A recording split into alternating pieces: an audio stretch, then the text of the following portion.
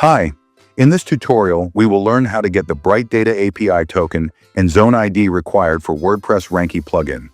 After creating your account, visit your dashboard. Click on the Billing tab.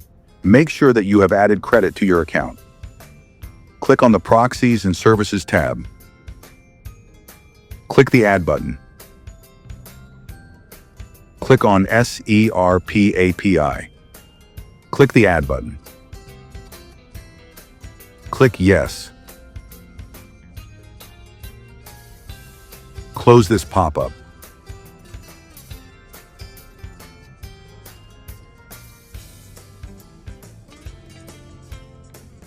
Click to copy the API token. Paste to the plugin settings page. Copy the zone ID.